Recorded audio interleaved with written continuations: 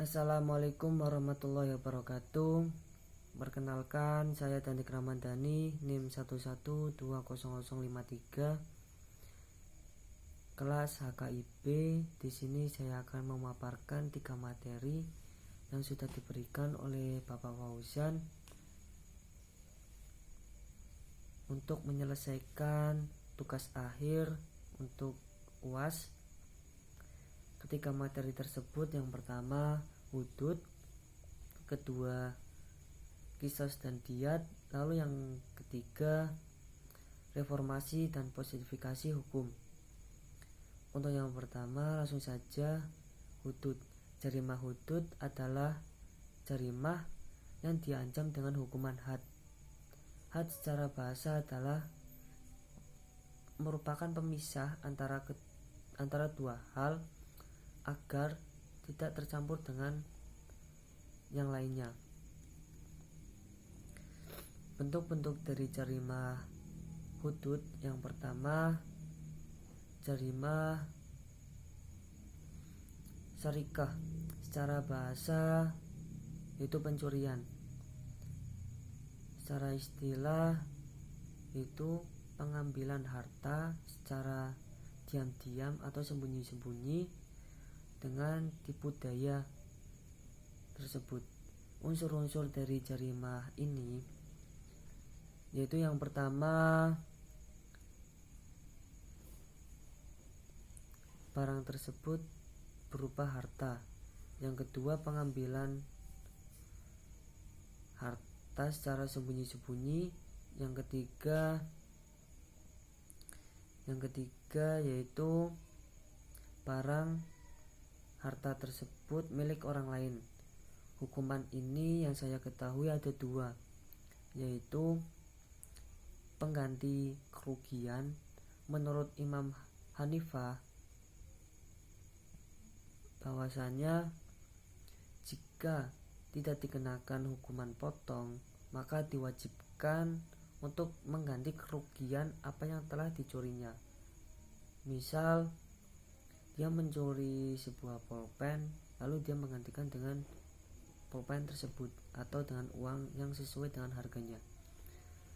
Lalu hukuman yang kedua yaitu hukuman potong tangan, dan ini sudah dijelaskan dalam firman Allah, Quran surat Al-Maidah ayat 38, yang artinya seorang laki-laki maupun perempuan yang melakukan pencurian, potonglah tangannya sebagai balasan mereka apa yang telah dikerjakan dan untuk siksaan dari Allah.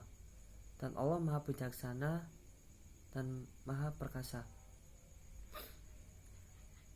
Lalu bentuk jarimah hudud yang kedua yaitu jarimah riddah, yaitu yang artinya keluar keislaman dengan menuju kekafiran.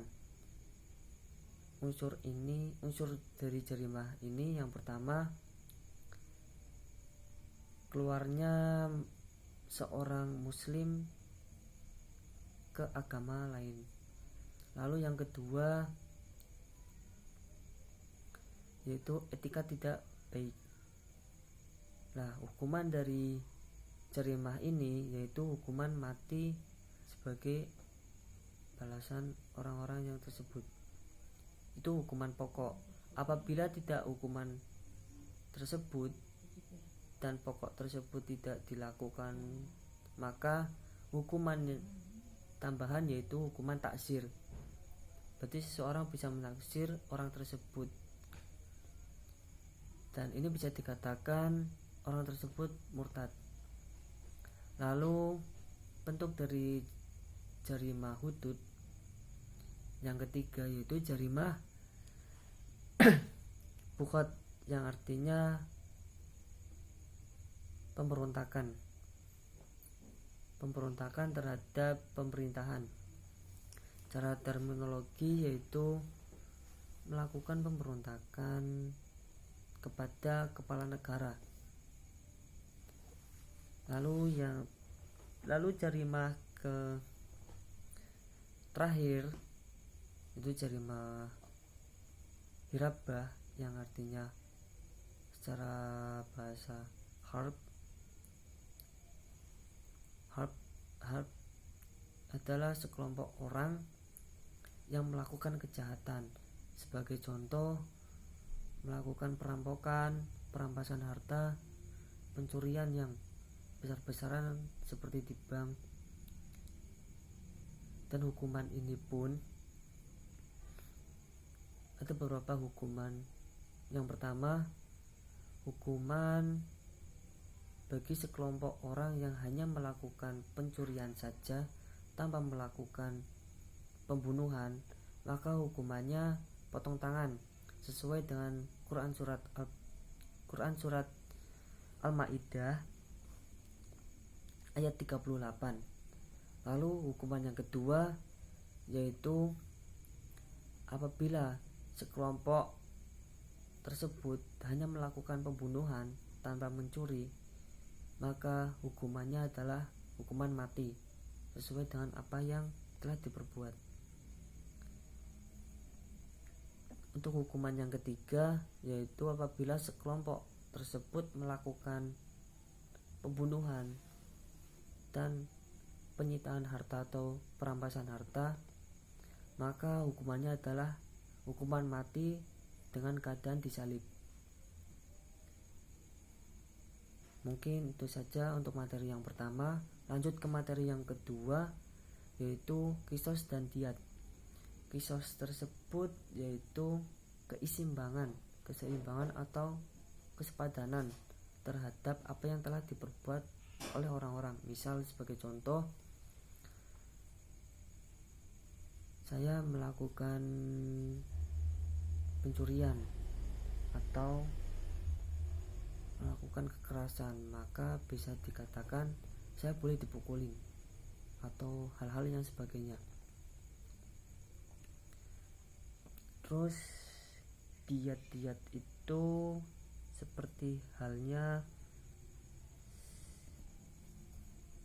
melakukan pembunuhan dan harta tersebut dikembalikan ke ahli.